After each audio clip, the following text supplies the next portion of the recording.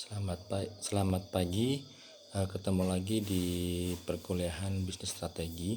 Kali ini kita akan membahas bab kelima, yaitu tentang CSR atau Corporate Social Responsibility. Nah, apa itu yang dinamakan CSR atau Corporate Social Responsibility? CSR bermula dari kondisi di mana ketika sebuah perusahaan didirikan di sebuah kawasan tertentu, kemudian dipastikan nanti setiap berdirinya perusahaan ada dampak negatif terhadap masyarakat sekitar. Nah, karena itu CSR ini adalah digunakan untuk menganalisa atau meminimalkan atau mengurangi dampak negatif yang mungkin timbul bagi masyarakat yang ada di sekitar perusahaan tersebut.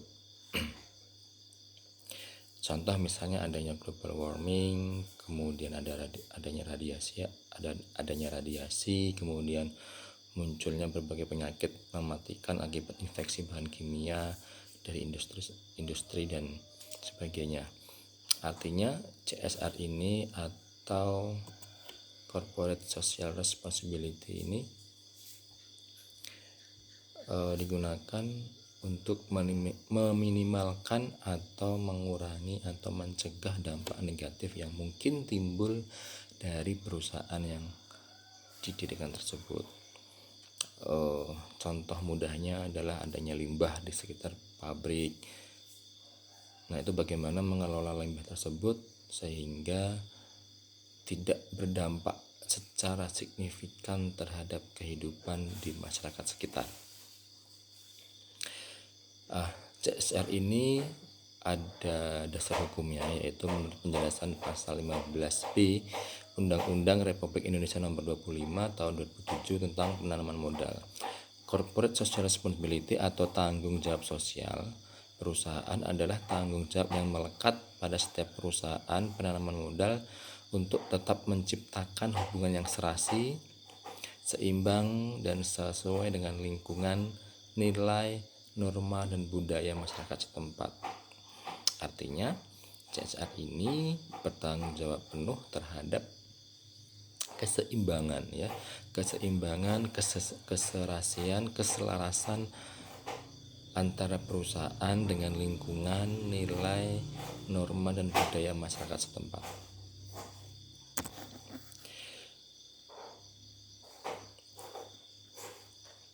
Tanggung jawab sosial bisnis tersebut meliputi tanggung jawab bisnis hanya terbatas sampai menghasilkan barang dan jasa untuk konsumen dengan harga murah.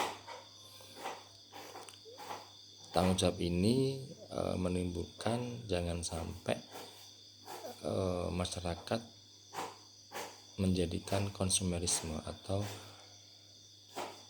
mempunyai sifat untuk konsumtif seperti itu. Kemudian jangan mengambil keuntungan sebesar-besarnya, tetapi yang sewajar saja.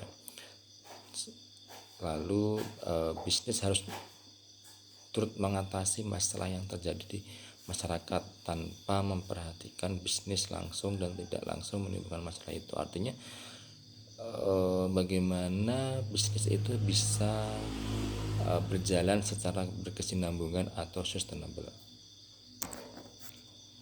Nah, kegiatan social responsibility yang perlu diperhatikan di perusahaan antara lain adalah bertanggung jawab terhadap konsumen. Kalian bisa lihat di slide yang kelima ya. Bertanggung jawab terhadap konsumen yaitu memperhatikan hak-hak konsumen, mencegah segala konsumerisme tadi, yaitu gejala diskonsentrasi perusahaan karena perlakuan perusahaan yang tidak baik. Artinya menjaga konsumen agar kekecewaannya atau ketidakpuasannya itu sedikit, atau menjaga tetap konsumen merasakan kepuasan itu. Kemudian tanggung jawab terhadap karyawan. Jadi kegiatan CSR ini juga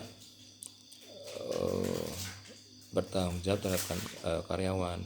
Artinya karyawan diberikan kesempatan untuk berlatih, menaikkan prestasi, menaikkan kinerja dan sebagainya. Artinya sejauh karyawan tersebut bisa mendapatkan haknya untuk meningkatkan prestasi, untuk meningkatkan kemampuan atau skillnya, artinya CSR itu dapat berjalan dengan baik. Kemudian tanggung jawab terhadap investor. Jadi CSR ini juga selain bertanggung jawab kepada konsumen dan karyawan, juga bertanggung jawab terhadap investor. Artinya dalam etika dan tanggung jawab dari perusahaan di mana mereka melakukan investasi. Jadi memperhatikan etika dalam pembagian saham, pembagian keuntungan dan sebagainya.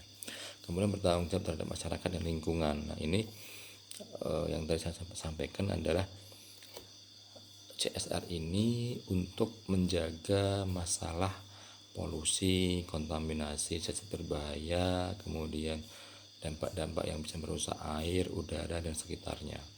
Artinya CSR ini bertanggung jawab terhadap masyarakat dan lingkungan agar bisa berkesinambungan, keselarasan antara perusahaan dengan masyarakat yang ada di sekitarnya.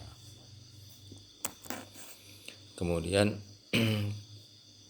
tanggung jawab perusahaan terhadap stakeholder. Jadi menurut POS tahun 2002 ya, tanggung jawab perusahaan terhadap stakeholder itu ada 3 hal, yaitu legal responsibility, social responsibility, dan economic responsibility. Legal responsibility apa maksudnya? Yaitu bertanggung jawab tanggung jawab perusahaan memenuhi peraturan-peraturan perundangan. Jadi tadi saya sebutkan bahwa CSR ini ada dasar hukumnya, artinya memang secara legal ada dasar hukumnya. Kemudian social responsibility yaitu tanggung jawab perusahaan terhadap dampak negatif lingkungan dan para stakeholder. Kemudian economic responsibility, bagaimana perusahaan mampu menciptakan dan meningkatkan kinerja ekonomi perusahaan dan meningkatkan nilai bagi stakeholder. Jadi bagaimana kontribusi perusahaan itu bisa meningkatkan kesejahteraan ekonomi masyarakat sekitar. Nah, apa yang dimaksud dengan stakeholder ini?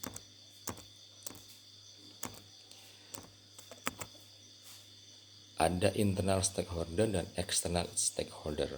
Nah, internal stakeholder terdiri dari karyawan itu sendiri, kemudian manajer dan owner, itu namanya adalah internal stakeholder. Sementara untuk yang external stakeholder adalah adanya supplier, kemudian society atau masyarakat, kemudian government atau kreditor, kemudian customer. Jadi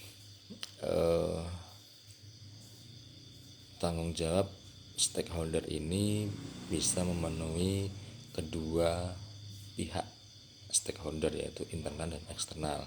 Yang terdiri dari internal adalah karyawan, manajer, owner, sementara untuk eksternal adalah customer atau pelanggan, supplier, masyarakat sekitar, pemerintah, dan kreditor.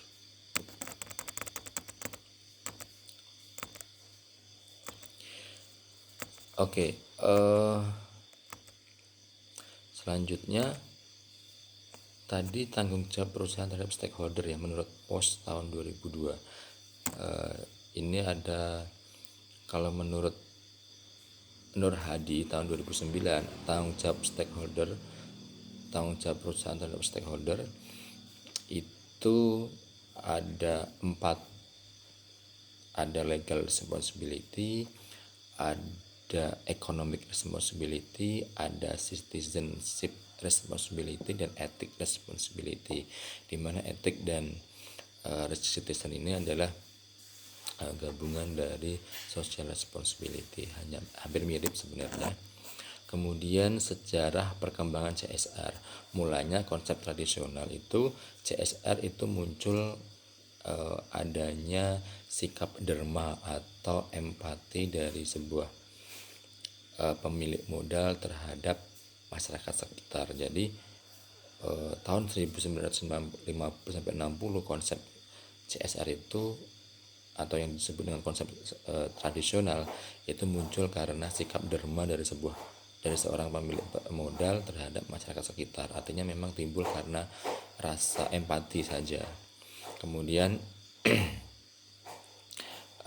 menurut pandangan tradisional ini CSR lebih didasarkan pada sifat charity activity atau sifat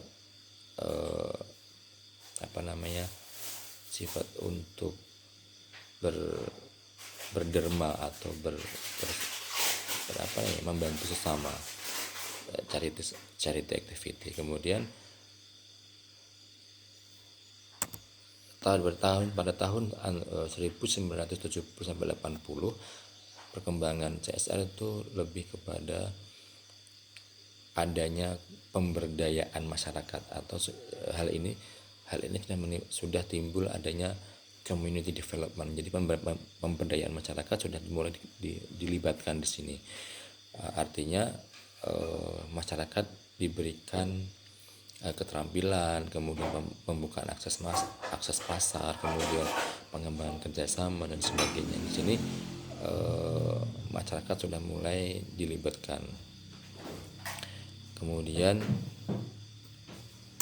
pada tahun 1990-an sampai sekarang perkembangan CSR itu memang sudah melibatkan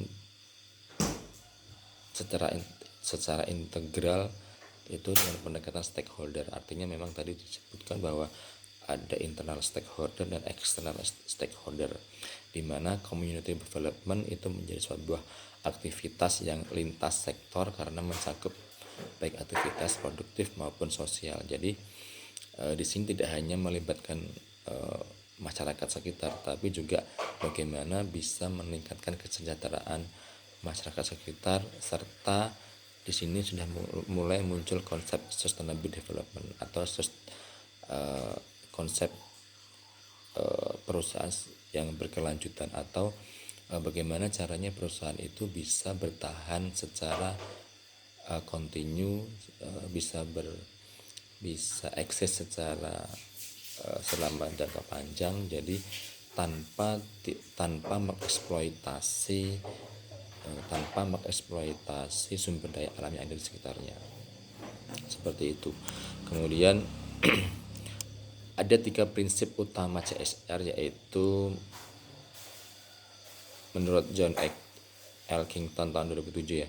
Ada 3 prinsip utama CSR, yaitu ada masyarakat, ada profit atau keuntungan, kemudian ada lingkungan. Jadi kalau menurut John Elkington itu ada triple bottom line terhadap CSR atau bentuk dari social responsibility ini.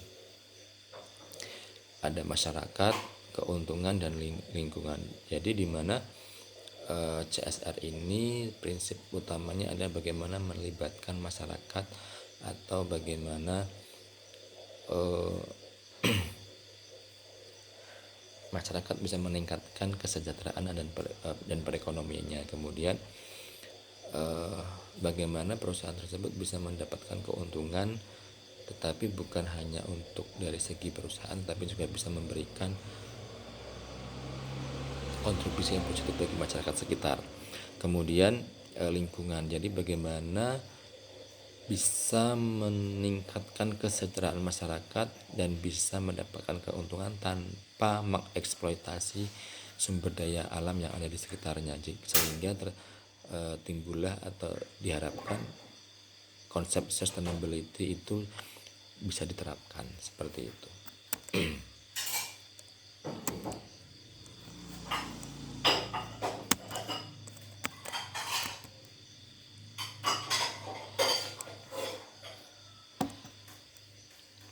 Kalau prinsip CSR menurut Crowther David tahun 2009 ada 3 hal juga, ada sustainability, accountability, dan transparansi. Kalau menurut David tahun 2009 ada 3 prinsip CSR, yaitu sustainability tadi hampir sama ya, bagaimana perusahaan memperhitungkan keberlanjutan dan sumber daya alam di sekitar untuk masa depan. Artinya tidak mengeksploitasi sumber daya alam yang ada di sekitarnya. Kemudian accountability, yaitu bagaimana perusahaan untuk berupaya terbuka dan bertanggung jawab atas aktivitas yang dilakukan perusahaan. Sementara untuk transparansi itu berkaitan dengan laporan aktivitas perusahaan, termasuk dampak terhadap pihak eksternal, berperan untuk mengurangi asimetri informasi, kesalahpahaman, khususnya informasi dan pertanggungjawaban berbagai dampak dari lingkungan. Untuk menurut David ada sustainability, accountability, dan transparansi.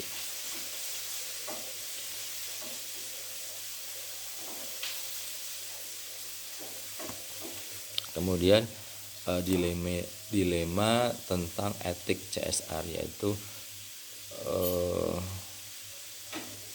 terkadang CSR juga menimbulkan dilema bagi perusahaan, antara lain menimbulkan pemborosan, kemudian menimbulkan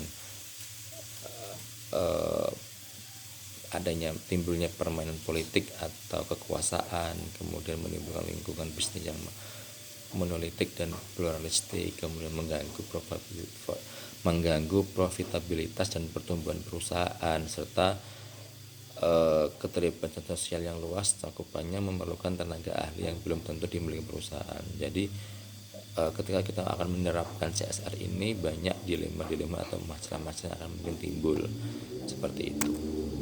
Itu bisa dilihat di slide yang ke-15. Kemudian apa itu manfaat CSR? Yang pertama, bagi perusahaan, CSR mampu menciptakan citra yang baik atau citra yang positif bagi perusahaan. Ketika perusahaan tersebut sudah menerapkan CSR, artinya bisa memberikan dampak positif, yaitu munculnya citra yang baik terhadap perusahaan tersebut di mata masyarakat luas. Kemudian perusahaan lebih mudah mengakses permodalan. Jadi ketika CSR sudah diterapkan, maka penanaman modal lebih percaya terhadap perusahaan tersebut. Kemudian perusahaan dapat mempertahankan sumber daya manusia yang berkualitas, sehingga CSR itu tadi kan prinsipnya kan adalah bagaimana bisa memberdayakan masyarakat dan bisa meningkatkan kesejahteraan. Jadi di sini SDM sudah diperhatikan, sehingga diharapkan SDM yang berkualitas bisa bertahan lama di perusahaan tersebut. Kemudian meningkatkan pengambilan keputusan, atau dengan adanya CSR kita bisa dibantu untuk memutuskan sebuah keputusan atau kebijakan di mana CSR sudah bisa mengantisipasi jika di dalam suatu perusahaan mengalami kondisi yang paling sulit seperti itu sekalipun. Kemudian manfaat CSR bagi masyarakat, yaitu meningkatkan nilai tambah adanya perusahaan sebuah daerah, karena akan menyerap tenaga kerja dan meningkatkan kualitas sosial di daerah tersebut. Jelas ya. Jadi bagi masyarakat bisa meningkatkan kesejahteraan. Kemudian bagi lingkungan, ya mencegah eksploitasi. Jadi konsep sustainability itu bisa mempertahankan kualitas atau bisa perusahaan tersebut tanpa mengeksploitasi sumber daya alam yang ada di sekitarnya. Ini bisa dilihat di slide yang ke-16. Kemudian implementasi CSR ini ada program sentralisasi, desentralisasi, dan kombinasi. Untuk yang program sentralisasi itu program aplikasi tanggung jawab sosial terpusat di perusahaan. Jadi jika ada sebuah perusahaan yang memiliki beberapa cabang di seluruh Indonesia misalnya, nah implementasi CSR itu dilakukan oleh perusahaan pusat. Jadi perusahaan pusat yang akan melakukan kegiatan CSR ini untuk beberapa anak cabangnya. Sementara untuk yang desentralisasi itu perusahaan berperan sebagai pendukung program, jadi supporting media. Sementara untuk kombinasi berarti pola memadukan antara sentralisasi dan desentralisasi sehingga cocok untuk program-program community development. Di slide yang ke-19 itu ada contoh kegiatan implementasi CSR. Contohnya misalnya charity filantropi itu kegiatan CSR bersifat karitatif atau jangka pendek, insidental, masyarakat dijadikan sebagai objek yang harus memperoleh bantuan. Misalnya contohnya adalah bantuan bencana alam, pemberian sembako, beasiswa dan sebagainya. Misalnya kayak beasiswa dari perusahaan X atau beasiswa yang kemarin sempat viral, yaitu perusahaan Jarum, itu yaitu contoh charity filantropi ya. Kemudian social activity, strategi CSR dengan membantu jasa untuk meringankan beban masyarakat, misalnya donor darah, kemudian operasi gratis katarak dan sebagainya. Community development, jadi stakeholder memperoleh kesempatan meningkatkan kesejahteraan lewat pemberdayaan yang dikelola bersama lewat kegiatan produktif, misalnya pemberian saham bonus kepada karyawan. Jadi community development ini konsepnya adalah bagaimana bisa melibatkan masyarakat atau internal stakeholder untuk bisa berkembang. Jadi di sini diberikan saham bonus bagi karyawan dan direksi. Itu tadi bisa dilihat di slide 19 ya. Kemudian pola implementasi menurut posisi keterlibatan perusahaan langsung dan tidak langsung. Jadi ada self managing strategi dan outsourcing. Kalau self managing strategi itu adalah perusahaan melaksanakan kegiatan CSR sendiri di lapangan dengan membentuk departemen khusus atau tim khusus dalam perusahaan.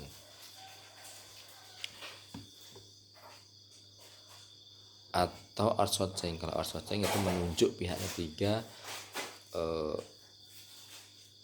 dengan mitra untuk pelaksanaan CSR. Artinya banyak kita jumpai outsourcing yang dilibatkan sebuah perusahaan. Kemudian, nah tadi stakeholder perusahaan itu terdiri dari internal stakeholder, external stakeholder, jelas ya. Ada ya karyawan, manajer, dan owner, itu internal stakeholder. Kemudian untuk eksternal itu ada supplier, society, government, kreditor, dan customer. Kemudian peran stakeholder terhadap legitimasi perusahaan. Upaya mengelola legitimasi dengan cara meningkatkan keberpihakan terhadap masyarakat dan lingkungan. Jadi di sini peran stakeholder terhadap legitimasi perusahaan adalah bagaimana stakeholder tersebut bisa memberikan manfaat ekonomi dan manfaat sosial terhadap masyarakat sekitar ataupun terhadap internal perusahaan tersebut. Kemudian indikator dan parameter. Indikator CSR ini bisa dilihat di slide yang ke-23 ya.